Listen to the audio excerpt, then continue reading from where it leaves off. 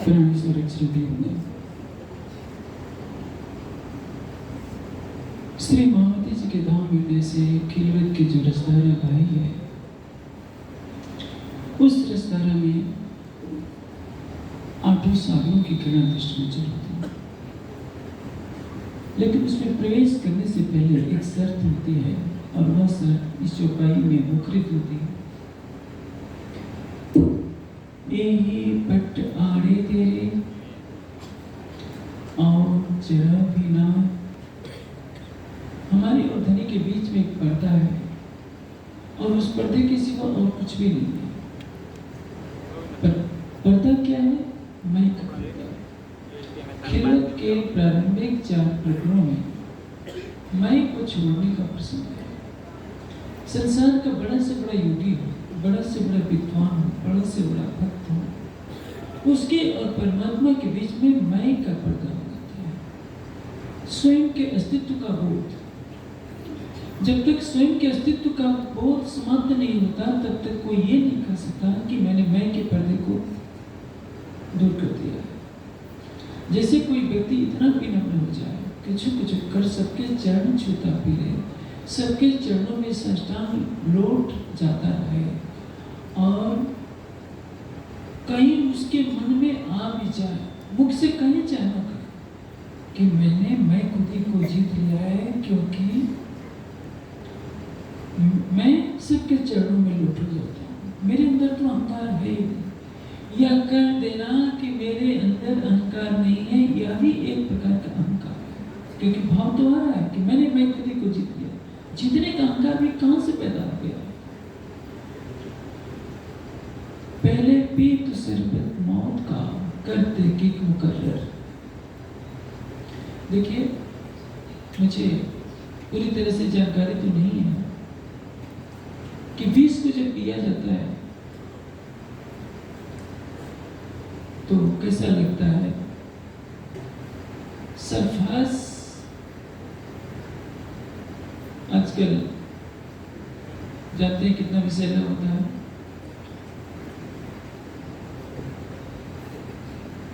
प्राचीन काल में जिसको फांसी दी जाती थी, विष दिया जाता था, जैसे सुकरात को विष दिया गया।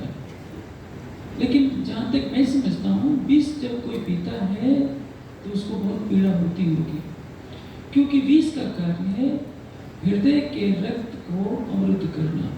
जब रक्त रुकेगा तो अंदर दर्द होगा, क्योंकि जो लोग आत्महत्या करते हैं, किसी तरह का विषैला पदार्थ पी लेते हैं तो तड़पने लगते हैं। लेकिन वाणी एक बात कह रही है कि मौत का शरबत पियो। शरबत तो मीठा होता है, विष मीठा नहीं होता है, विष हमेशा कड़वा ही होता है। अब प्रश्न यह है कि मौत का भी शरबत क्या मीठा हो सकता है? जिस मौत से हर कोई डरता है, राजी कह रहे हैं कि मौत का शरबत पियो। पहले पी तो शरबत मौत का, करते किक मुकर्रर। परम धाम की यदि आप आत्मा है तो आपको मौत का शरबत पीना पड़ेगा। महामती जी की आत्मा कह रही है, एक जरा जिन शक रखे तो मेरी बात में शक मत रखो। कितनी बड़ी बात है। किसी को कहा जाए कि लो ये पियो और मर जाओ, मेरी बात में मैं संशय मत करो। आप सोचेंगे कि कैसे व्यक्ति हैं जो मुझे मरने के लिए कह रहे हैं। आप देखेंगे जिसने मौत का शरबत पी लिया, शरबत से तुलना करने का आशय क्या है? ये विरह की घड़ी ऐसी होती है कि विरह के कष्टों को उससे जूझना भी पड़ता है, और विरह को छोड़ा भी नहीं जाता। मीरा से पूछिए, उसको कृष्ण का विरह है। मीरा भाई कहती है, जो मैं जानती प्रीत के दुखो, नगर टिटोरों पीटती प्रीत न करियो को।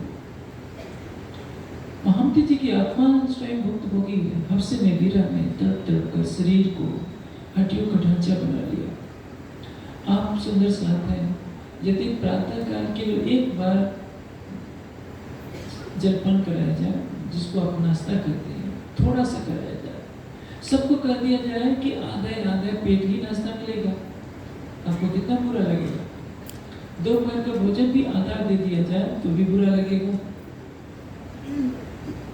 विश्व की अंग में श्वास भी छड़े सन, ये तो संवत 1703 से पहले भी मीराज कसनी कर चुके हैं। पैसे के बराबर अन्न का भोजन कर रहे हैं। उधर बुद्ध भी अन्न का एक दाना खा रहे हैं। किसके लिए? सत्य को पाने के लिए। मीराज किसके लिए ऐसा कर रहे हैं? राज्य को देखने के लिए, परिणाम को देखने के लिए। लेकिन जब तक दोनों ऐसा करते रहे तब तक इन दोनों को भी दर्शन नहीं हो पा रहा है, लक्ष्य नहीं प्राप्त हो रहा है। क्यों? क्योंकि मन में भाव है कि मैं एक दाना खाता हूं। मौत का शरबत पीना सबके लिए जरूरी है, लेकिन आप इसका बाहर अर्थ मत लीजिए कि सरकार की गोली खा लीजिए तो मर जाएंगे, शरीर छूट जाएगा, राज्य मिल जाएंगे। मृत्यु के बाद पुनर्जन्म होता है यदि आपने राज्य को नहीं पाया तो। शरीर से मरने की बात नहीं है, मन से मरने की बात है। और मन से जो मर जाता है उसको मीठे शरबत का एहसास होता है। देखिए शरबत कितना स्वादिष्ट होता है। ऐसा शरबत जिसको पीने से मन मर जाए वो कौन है? वो क्या जानते हैं? राज्य के प्रेम की डगर पर चलना एक मीठा एहसास होता है। मैं आपको एक लौकिक दृष्टांत से दे देता हूँ। राजा रंतिदेव कई दिनों के भूखे थे, अकाल पड़ा था। एक दो दिन नहीं, कई दिनों तक सारा राजपाट अपनी प्रजा को जो भूख से तड़प रही थी उसको खिलाने में खर्च कर देते हैं। खजाना खाली हो जाता है। फिर कहीं से भिक्षा में कुछ अन्न मिलते हैं। राजा रंतिदेव जैसे ही भोजन करने बैठते हैं एक भिक्षुक आ जाता है, हाथ फैला देता है। रंतिदेव स्वयं नहीं खाते हैं, उसको खिला देते हैं। कष्ट तो हुआ होगा, लेकिन उनके हृदय को संतोष हुआ होगा। हमारे देश की धरती पर एक शिव राजा हुए, पौराणिक कहानी है। उनके दान की प्रशंसा सुनकर इंद्र बाज का रूप लेकर आते हैं और चंद्रमा को कबूतर का रूप बना देते हैं। ये कहानी समझने के लिए। बाज जब कबूतर पर आक्रमण करता है तो कबूतर शिव की शरण में आ जाता है। झपट्टा मारना चाहता है। शिव कहते हैं कि देखो बाज ये मेरी शरण में आ गया, मैं इसको मरने नहीं दूंगा। शिव से कहता है बाज रूपी इंद्र कि यदि तुम इसको बचाना चाहते हो तो मैं भूखा हूं, तुम्हें अपने शरीर का मांस तो देना पड़ेगा। शिव तैयार हो जाते हैं कि तुम्हारी भूख मिटाने के लिए मैं अपने शरीर का मांस दे दूंगा। तराजू के पलड़े पर दोनों बैठ जाते हैं। एक तरफ बाज बैठता है, एक तरफ शिव बैठते हैं तलवार लेकर। वो तो मायावी बाज था, साक्षात देवराज इंद्र थे, परीक्षा लेने के लिए आए हैं। पहले शिव अपने पैर काटते हैं, शरीर का एक एक अंश काट करके तराजू पर रखते जाते हैं, लेकिन वह तो नाम ही नहीं ले रहा है बराबर पर होने का। क्योंकि बाज की शर्त है कि कबूतर के वजन के बराबर आपको अपने शरीर का मांस देना पड़ेगा। और शिव अपने शरीर का मांस काट कर कभी पैर काटते हैं, हाथ काटते हैं, सीना काटते हैं, उस पर तराजू पर रखते जाते हैं। जब गर्दन काटने की बात आती है तो इंद्र प्रकट हो जाते हैं बाज का रूप धारण छोड़कर और कहते हैं किसी भी इस संसार में तुम्हारे जैसा कोई त्यागी राजा नहीं। आप सोचिए, राजा शिव जीव सृष्टि के महापुरुष हैं। आपकी तरह ईश्वरीय सृष्टि नहीं है, ब्रह्म सृष्टि नहीं है, लेकिन सत्य की रक्षा के लिए, शरणागत की रक्षा के लिए अपने शरीर का मांस काट कर देने के लिए तैयार है। आप तो परम के ब्रह्म गुणी हैं।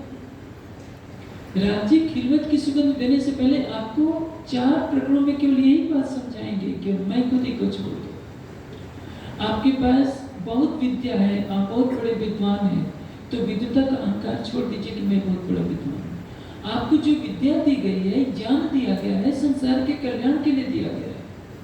आपको जो धन दिया गया है भोग विलास के लिए नहीं दिया गया है। आपको धन दिया गया है मानवता की सेवा के लिए। आप सोचे बैठे हैं कि ये मेरा है। आप किसको देना चाहते हैं? अपने पोते पोतियों के लिए, रिश्तेदारों के लिए। आपका तो शरीर भी नहीं है, एक शरीर का रोमा भी आपका नहीं है। जब पक्षी पिंजरे से उड़ जाएगा तो इस शरीर को जला दिया जाएगा। फिर भी आप सबको सुना सुना कर कहते हैं, आपको पता है ये मेरी कोठी है, ये मेरा परिवार है, ये मेरा धन है, ये मेरा शरीर है। आपका शरीर जब आपका नहीं हुआ तो आपकी धन दौलत आपके साथ कहाँ जा सकती है। लेकिन मनुष्य मर सकता है, लाखों जन्मों पे भटक सकता है, किंतु मैं और मेरे का बंधन उसको छोड़ नहीं सकता। मैं आपको एक बहुत सा सरल तरीका बताने जा रहा हूँ। राज्य की कृपा से जो कुछ मुझे अनुभूत है, लेकिन इसका पारिश्रमिक देना पड़ेगा। आप जानते हैं आज के युग में कोई भी चीज फ्री में नहीं मिलती, तो मैं भी फ्री में क्यों बात बताऊं। मंच पर बतानी पड़ रही है और आपको वचन देना पड़ेगा कि उसका पारिश्रमिक मैं मांगूंगा और देना पड़ेगा। तरीका बता देता हूँ, और पारिश्रमिक यही है कि जो मैं बता रहा हूँ उसका पालन कीजिए। आप निश्चिंत रहिए। राजन स्वामी आपसे व्यक्तिगत हित के लिए रुपया नहीं मांगेगा। मैं अपने कफन के लिए भी पैसे नहीं मांगूंगा आपसे। हाँ, समाज के लिए मांग सकता हूँ, अपने व्यक्तिगत हित के लिए कोई मस्जिद न देना। देखिए, शरीर से जब आप परे हो जाएंगे तो मैं से परे हो जाएंगे। 3 शरीर हैं, स्थूल, सूक्ष्म, कारण। कारण शरीर में चित्त आता है। चित्त में जन्म जन्मांतरों की वासनाएं हैं। मन में संकल्प विकल्प है। बुद्धि में विवेचना है और अहम में अहंकार भरा है।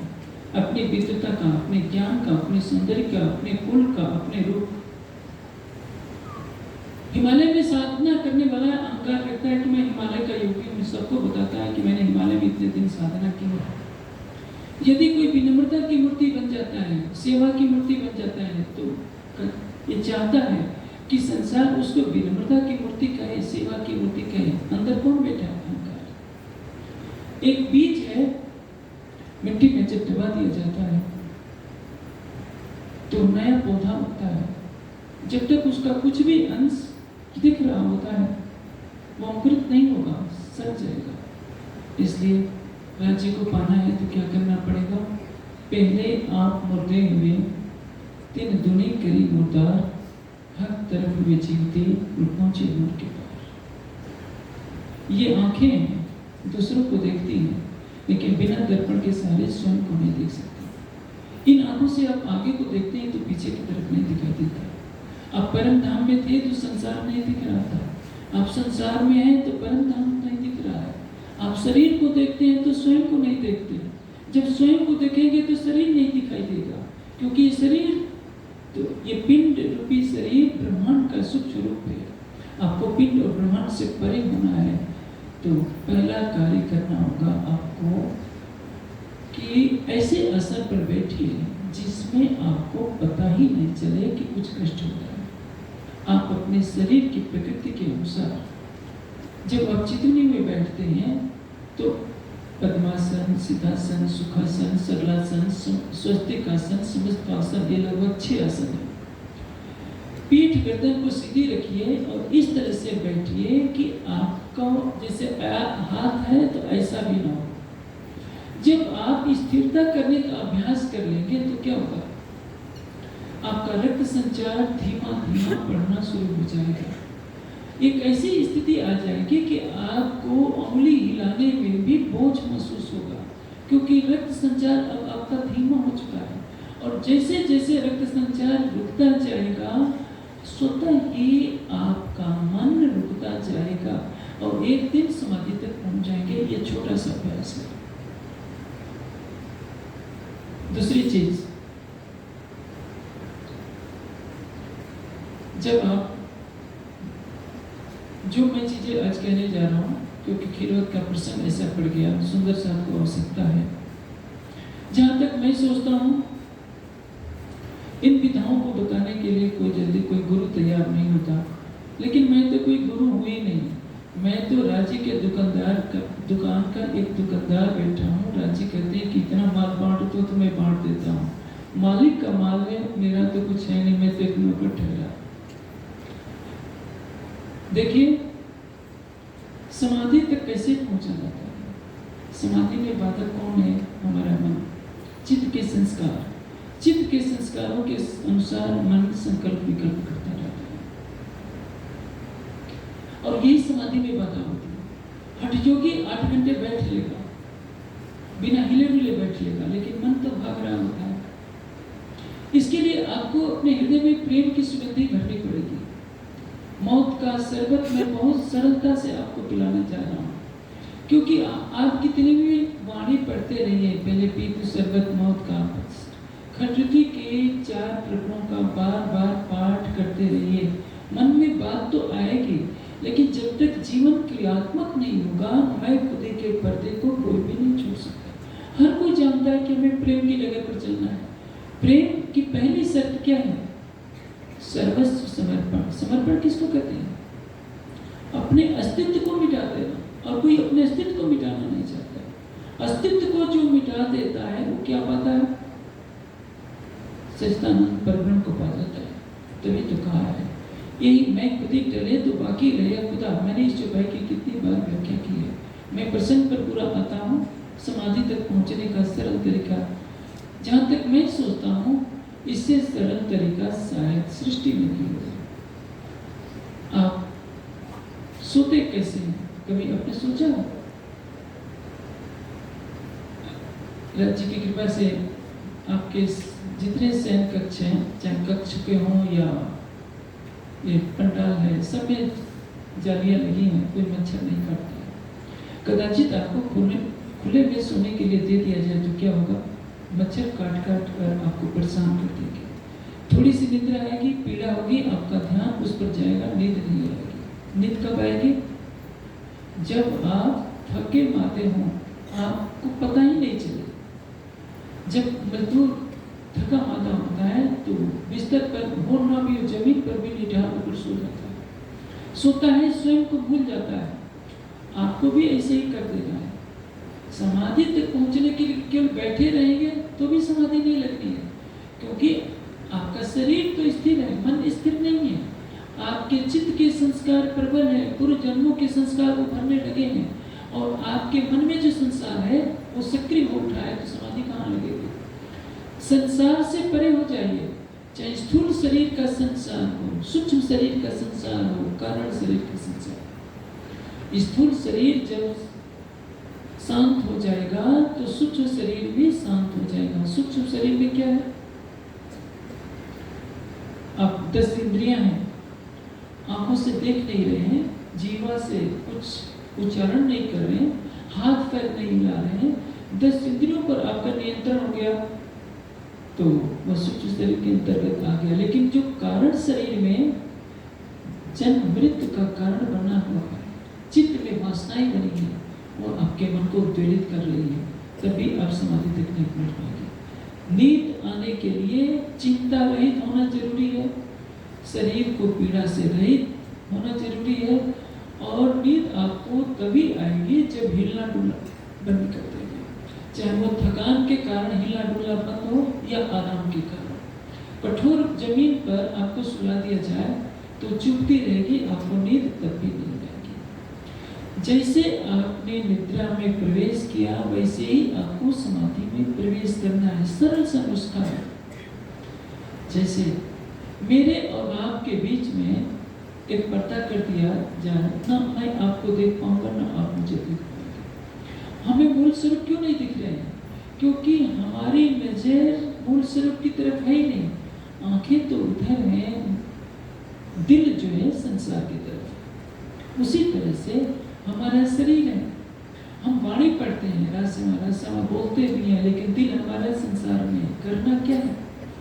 संसार से परे हो जाना है समाधि के लिए।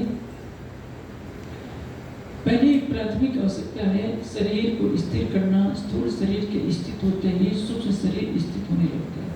जब यह प्रक्रिया बढ़ती है, राज्य के नख से सिख तक की शोभा में जब आप स्वयं को डुबोने का प्रयास करते हैं तो क्या होता है? संसार के समाप्त होने लगते हैं और राज्य के प्रेम का संस्कार प्रकट होने लगता है। जब राज्य के प्रेम के संस्कार की बढ़ोतरी हो जाएगी तो क्या होगा? आपको समाधि की प्राप्ति होने लगती है। मैं आपको कैसे दृष्टांत से समझाऊं? जब आप वाणी पढ़ने लगते हैं, चितवनी करने लगते हैं, तो संसार के विषय हावी हो जाते हैं। पिक्चर हॉल में आप जाते हैं तो कभी संसार की याद नहीं आती, केवल पिक्चर का दृश्य दिखाई देता रहता है। उसी तरह से क्योंकि आपका मन पिक्चर के दृश्यों में खो चुका होता है, आपका मन संसार में खोया हुआ है, इसलिए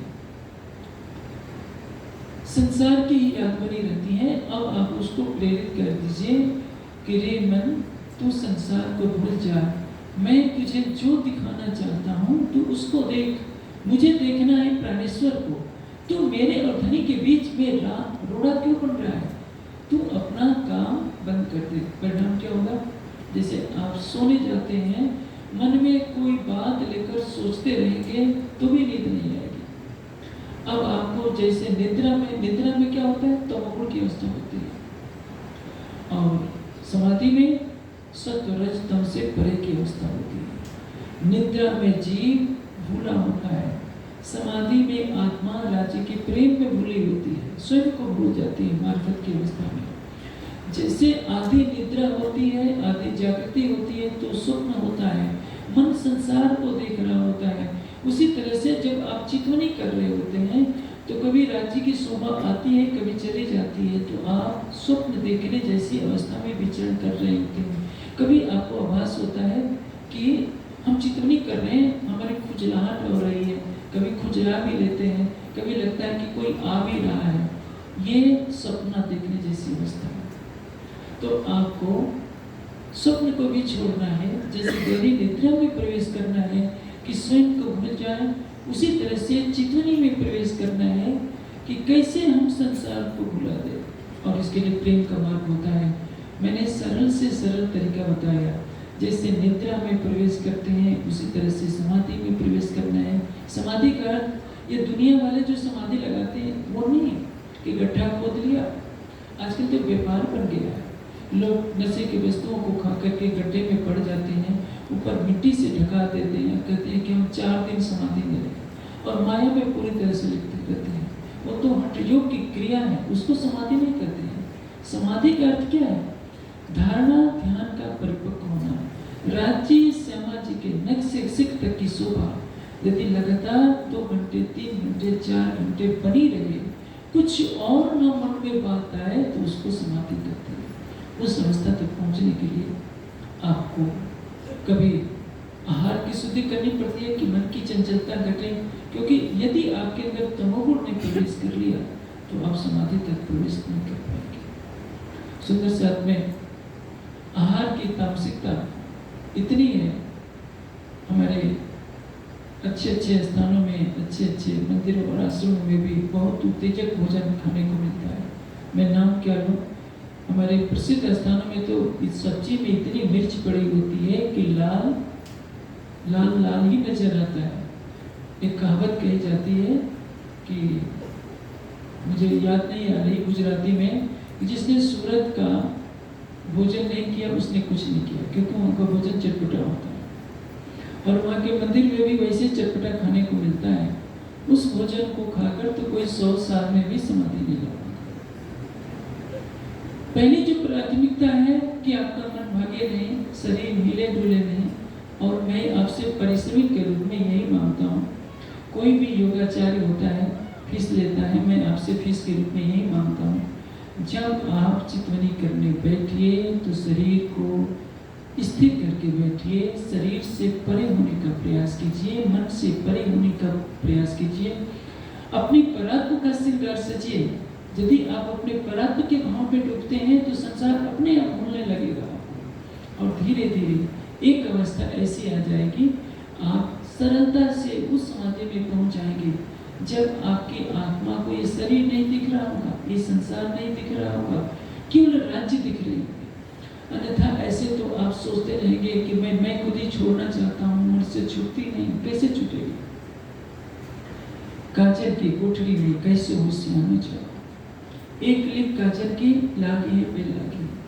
मैं आपको एक दृष्टांत से देता हूँ। यदि आप कितने भी चितवनी करें, आपने कोठी बनाई है, तो जब आप उसमें रहने जाएंगे तो कोठी तो दिखाई देगी। आप झोपड़ी बनाकर वन में रहते हैं तो कहेंगे कि मैं झोपड़ी में रह रहा हूँ। आप कोठी में रहते हैं तो कोठी तो दिखाई देगी। आपका शरीर बहुत सुंदर है तो लगेगा तो कि मेरा शरीर है। आपको ये समझना है कि मैं शरीर हूँ ही नहीं, मैं तो परात्मा हूँ, ये संसार है ही नहीं, मैं संसार से पूरे मूल मिलाव में बैठी हूँ। जब तक ये भाव नहीं पैदा होगा तब तक आपकी सुरता कहाँ से करेगी। इसलिए इसको प्रयास करना है। केवल विचारों के द्वारा जाना तो जा सकता है। जैसे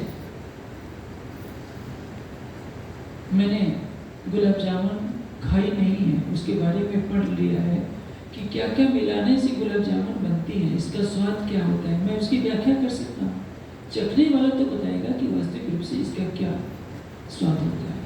उसी तरह से जब आप क्रियाशीलता को अपने जीवन में स्थान देंगे, जैसा मैं कह रहा हूँ उस तरह से बैठने का प्रयास कीजिए। एक क्षण आएगा जब आपकी अंतर्दृष्टि खुलती जाएगी और बिना प्रयास किए मैं खुदी का बंधन अपने आप समाप्त हो जाएगा। क्योंकि राज्य का दीदार तब तक नहीं हो सकता जब तक मैं खुदी का पर्दा नहीं। बड़े बड़े योगी होते हैं जो कैवल्य की अवस्था में भ्रमण करते हैं, उन्हीं के लिए राज्य ने कहा है आगम बाको मन की पर को सूझे चौथे भूल, मृतक को जीवित करो पर घर के न हुए करो। आप किसी मरे हुए को चिंता कर दीजिए, देखिए संसार आपके चरणों में लोटपोट हो जाएगा। अभी आजकल देख रहे होंगे ना, बागेश्वर बाबा ने थोड़ा सा चमत्कार दिखा दिया है। बेचारे ने, जनता पीछे पड़ी है नहीं, 10-10 लाख की भीड़ इकट्ठी होती है क्योंकि जनता को तो चमत्कार चाहिए। दुनिया आपको जय जयकारे लगाएगी, योगी राज आप कहे जाएंगे, आपकी चरण धूले लेने के लिए दुनिया तरसेगी, लेकिन आपको खुद अपने स्वरूप का पता नहीं लेगा, मूल अपने प्रीतम का पता नहीं लेगा। अध्यात्म कहता है यदि परम तत्व को पाना है तो इन सब सारे बंधनों से परे होना पड़ेगा। क्योंकि यदि आपने संसार में प्रतिष्ठा को ही एक बंधन बना लिया तो सबसे बड़ा पर्दा होगा। सारे बंधनों को आप तोड़ सकते हैं, लेकिन मैं का यदि बंधन आ गया तो प्रीतम से मिलन नहीं हो सकता। क्योंकि प्रेम की कसौटी है स्वयं के अस्तित्व को डुबो दो, और यही तो नहीं हो सकता।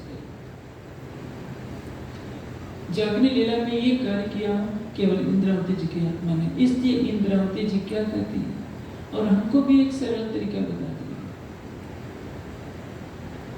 पोपट करो नीले पांख, खटती की तरफ मैं आपको ले चलता हूँ। प्रेम तड़ा पाजरा मैं खालू हूँ थम साख नेत्राख।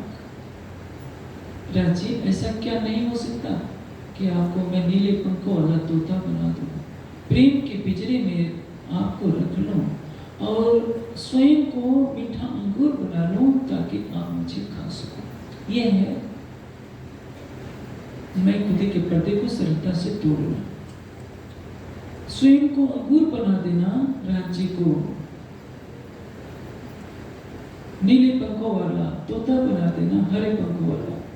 गुजराती में नीला का हरा होता है, हरे पंखों वाला तोता बना लेना। पिंजरे में क्यों रहने की बात कही है कि राज्य मुझे खाना छोड़कर कहीं और न चले जाए। एकनिष्ठ प्रेम एकनिष्ठ होता है।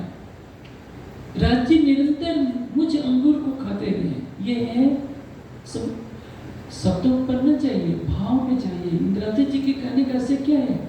स्वयं के अस्तित्व को समाप्त कर दीजिए। आपका तन किसके लिए है? राज्य के लिए। आपका मन राज्य के लिए, आपका धन राज्य के लिए नहीं, मन भी नहीं।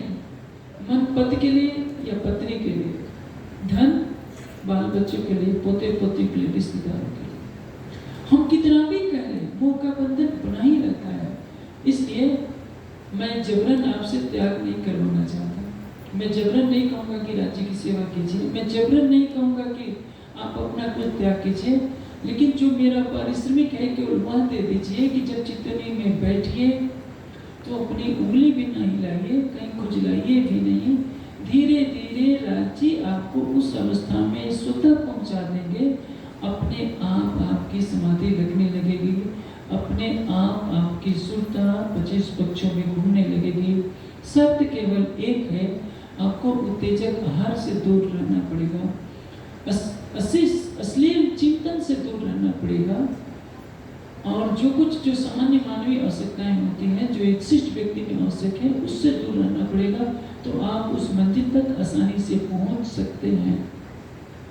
यदि आप जो मैंने कहा उसका पालन करेंगे तो, यदि पालन नहीं करेंगे तो आप सोचिए, सतगुरु धनीश देवचंद जी अपने सगे बेटे को यह नहीं बता सके कि मूल मिलावे में कौन रहता है, अक्षरातीत कौन है। जब सर्वशक्तिमान सकल गुण निधान अक्षरातीत श्री जी बिहारी जी को नहीं सुधार पाए, क्योंकि यहाँ भी प्रकृति की मर्यादा है। अक्षरातीत अपनी शक्ति के प्रदर्शन करने के लिए संसार में नहीं आए। जैसे मैं आपको एक दृष्टांत से दूं, वैसे मैं समझने के लिए आपको बता रहा हूँ। आप ये मत समझिएगा कि मंच पर कोई राजनीतिक व्यक्तित्व की चर्चा हो रही है।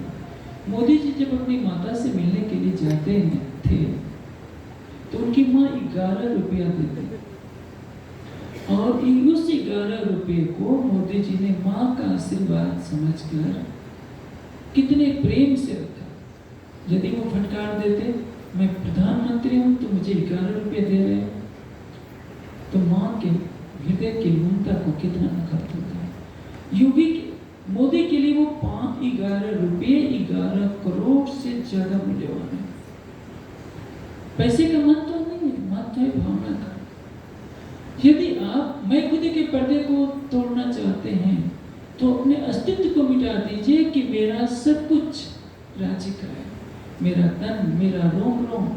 इंद्रावती ने तो यही कहा है कि मैं स्वयं को अंगूर मीठा अंगूर बना देती हूँ और राज्य तुम मुझे खा लो। मुझे खा लो का तात्पर्य अपने प्रेम में मुझे विलीन कर लो। यही प्रेम की कसौटी होती है। पति और पत्नी में अहम टकराता है तो तलाक की नौबत आती है। दोनों ने अपने अहम को छोड़ दिया है। जो असुर होते हैं वो क्या सोचते हैं? पहले वे स्वयं खाना चाहते हैं। देवता होते हैं वो क्या सोचते हैं? पहले तुम खाओ, क्योंकि वो सुतोगड़ी होते हैं। आपको सुतोगुण से भी परे त्रिगुणातीत अवस्था में चलना है तो आप केवल यही याद रखिए, मैं शरीर नहीं हूँ, मैं इंद्रिया नहीं हूँ, अंतःकरण नहीं हूँ, संसार मेरा नहीं है। जब इन भावों में भावित होकर केवल परात्म का श्रृंगार सजेंगे, जो मूल स्वरूप है अपने, जाको कहिए परात्म, सो परात्म संग लेके विलसी संग। परात्म का श्रृंगार सजेंगे तो क्या होगा? आप परात्म के भाव में विचरण करेंगे। जब आपको शरीर ही दिखता रहेगा कि मैं बुढ़ा हूँ, मैं सुंदर हूँ, मैं काला कलुटा हूँ, मैं टिकना हूँ, अरे शरीर को क्यों देख रहे हैं? अपनी परात्म को देखिए, अपने भाव को उच्च बनाइए, स्वयं को राज्य के प्रेम में डुबो दीजिए। देखिए महाभारत के कालीन और रामायण के युग में क्या अंतर है। पांचों पांडवों को वनवास हो जाता है। द्रौपदी को कई बार गुस्सा भी आ जाता है, क्योंकि उस समय तक त्याग और समर्पण की भावना स्थिरता जैसी नहीं थी। द्रौपदी कह देती है, कई बार उलाहना भी दे देती है कि आपकी गलती से धर्मराज हमें वन वन में भटकना फिर रहा है। सीता ने कभी राम को उलाहना नहीं दिया कि मर्यादा पुरुषोत्तम, आपको इतने पिता की आज्ञा का पालन करने की क्या आवश्यकता है। अब देखिए वो त्रेता युग है, वो मर्यादा पुरुषोत्तम है। बस्ती में न जाने का प्रण किया है तो नंगे पांव चलते हैं, अयोध्या से चलकर रामेश्वरम तक पहुंचते हैं, नंगे पांव पहुंचते हैं, कांटे भी चुभते हैं, सीता के पैरों में कांटा चुभता है। कहीं पेड़ों की छाया के नीचे गुजारा है, कहीं झोपड़ी में गुजारा होता है। आप सुंदर साथ तो कक्षों में पंखों के नीचे हैं तो भी क्या कहते हैं, बिना एसी के गुजारा नहीं हो सकता। आपका जीवन एसी में बीत जाएगा, संसार आपको याद नहीं करेगा। लेकिन सीता को संसार याद करता है, क्योंकि उसने पतिव्रता धर्म का पालन करने के लिए, सत्य का पालन करने के लिए अपने नंगे पैरों से चल करके वो बचपन में भटकती है। मर्यादा पुरुषोत्तम राम नंगे पैर चलते हैं। सीता ने राम के प्रेम में स्वयं के अस्तित्व को मिटाया हुआ है। राम ने पिता के आदर्शों की रक्षा करने के लिए स्वयं के अस्तित्व को मिटाया हुआ है। यदि संसार के महापुरुष इतना कर सकते हैं, तो क्या आप इतना नहीं कर सकते जो मैंने तरीका बताया है? जब शरीर से परे होना है, आप इस तरह से शरीर को भूल जाइए। इसको कहते हैं जो पहले आप भूलते थे। जब शरीर की याद नहीं है तो शरीर से आप मर चुके, संसार की याद नहीं है तो संसार से मर चुके। राज्य तो यही करना चाहते हैं, आपके स्थूल शरीर में, सूक्ष्म शरीर में, कारण शरीर में, जहाँ भी प्रकृति का वास है उससे परे हो जाइए। इसी को कहते हैं तमस से परे होना, और इसके हुए बिना आप राज्य का दीदार नहीं कर सकते। भले ही 100 साल तक आप चितौनी में बैठे रहिए, लेकिन जब तक आप शरीर से परे नहीं होंगे, संसार से परे नहीं होंगे, आपकी सुखता राज्य को नहीं देख पाएगी। प्रेम की रसधारा भी तभी आपके अंदर बहेगी जब त्रिगुणातीत अवस्था में आप जाने का प्रयास करेंगे। इसलिए मैंने आपको एक सरलतम मार्ग बता दिया, और इसका पारिश्रमिक माना है मैंने कि आपको इसी तरीके से चितौनी में प्रयास करना होगा। फिर देखिए, लक्ष्य आपके सामने रहेगा।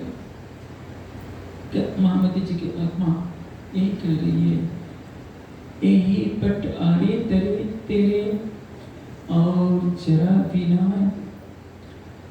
तो सुख जीवित ऐसा लेवे ख्वाब की मां। मेरी आत्मा तेरे और धनी के बीच में, ये मैं खुदी का जो पर्दा है, ये पर्दा ही तो तुझे धनी से मिलने नहीं दे रहा है। इस पर्दे को हटाने के लिए तो मैं तुझे बार बार प्रबोधित कर रहा हूं कि यदि तूने इस मैं के पर्दे को हटा दिया, या मैं का पर्दा कब हटेगा? जब आप शरीर और संसार से परे हो जाते हैं। इस संसार में आप देखिए, राज्य कब मिलते हैं? कभी आपने सोचा मेहराज को कब मिले थे? जब चारों तरफ से आरोप लगता है, जब श्री देवचंद जी प्रणाम नहीं स्वीकार करते हैं तो मेहराज व्यथित हो जाते हैं, विरह में तड़पते हैं। लेकिन जब यह आरोप लग जाता है कि दीवान का भी धन मेहराज ने हड़प लिया है और उनको नजरबंद कर दिया जाता है, तो वो पीड़ा और भयंकर रूप ले लेती है, और यही पीड़ा उनको राज्य के दीदार के योग्य बना देती है। तभी तो कहा है, फिर बैठे माहे आसन कर श्री महामत हृदय अपंग। आपका हृदय संसार से टूट जाए, और इस जब टूट जाता है तो मैं खुद ही कहाँ रहेगी? आपके पास करोड़ रुपए रहेंगे तो सबको दिखाते फिरेंगे, आपको पता है मैं करोड़पति हूँ। आपका बहुत सुंदर बंगला है तो आपको लगेगा कि मेरा तो सुंदर बंगला है। इसलिए एक फकीर की परिभाषा क्या होती है? जहाँ आई मौज फकीर की, दिया झोपड़ा को, पत्तों को चुन चुन कर झोपड़ा भी बनाया था, फिर जला दिया कि बंधन का कारण बन गया। जहाँ नहीं चिंता नहीं, मनवा बेपरवाह, जाको कुछ नहीं चाहिए, सोई संसार। लेकिन मैं आपको वह मार्ग बताता हूँ कि आप सोने के महल में भी रहेंगे तो सोने का महल आपको नहीं लगेगा। ये जो मैंने तरीका बताया है, आप इसके अनुसार ध्यान में बैठे रहिए। आप हीरे मोतियों के महल में भी रहेंगे तो जनक की तरह, छत्रसाल जी की तरह नहीं लगेगा कि ये मेरा है और मेरे लिए बंधन का कारण है। चुटकी बजाते समय आप कभी भी छोड़ देंगे, छोटे समय मोह नहीं लगेगा। नहीं तो मोह का तो ऐसा पर्दा है संसार में, चाहे अरबोपति हो या झोपड़ी में रहने वाला, कोई भी अपनी झोपड़ी का न मोह छोड़ना चाहता है, न महल का मोह छोड़ना चाहता है। और तो कोई 90 वर्ष का व्यक्ति हो जाता है, शरीर रुग्ण हो जाता है, लेकिन उसको कहा जाता है कि अब तुम मरने वाले हो, तो घबरा जाता है कि क्या मैं मरूंगा? मरना तो अवश्य है, लेकिन ये सुनने के लिए तैयार नहीं है कि मुझे मरना पड़ेगा। वो जर्जर शरीर को भी जीवित रखने का प्रयास करना चाहते हैं, क्योंकि ये जगत मोहमयी है, और ये मोहमयी जगत एक बंधन का कारण है। अब यही हमारे और धनी के बीच में बाधक बन रहा है। मैं और मेरे से परे होना चाहते हैं तो प्रेममयी चितवनी के उस मार्ग पर चलिए जिसमें मन की सारी क्रियाएं बंद हो जाए, शरीर की सारी क्रियाएं बंद हो जाए, तो आप सरलता से लेवे ख्वाब के मां, यहीं बैठे बैठे तो सुख जीवित अर्श का लेवे ख्वाब के माँ। शरीर के रहते रहते आप जब चाहेंगे बाहर की आंखें बंद करेंगे, अंदर की आंखें खोल लेंगे, राज्य को जी भर कर निहारेंगे। होठों को निहारिए, मुखारविंद को निहारिए, गले को निहारिए, चरण कमलों को निहारिए। आपका अधिकार रहेगा। आपके और धनी के बीच में उसमें संसार में कोई भी बाधा नहीं पार कर पाएगी। इसलिए केलोग की वाणी की इस चर्चा में मैंने एक सरल से दृष्टांत के द्वारा आपको समझाने का प्रयास किया है। YouTube से मेरी आवाज़ जहाँ तक पहुँच रही है उसमें मैंने जो पारिश्रमिक माना है, इस चर्चा को सुनने वाले उस पारिश्रमिक को देने का अवश्य कष्ट करेंगे। बस मैं इतना चाहता हूँ। बोलिए श्री कृष्ण। बहुत ही सुंदर चर्चा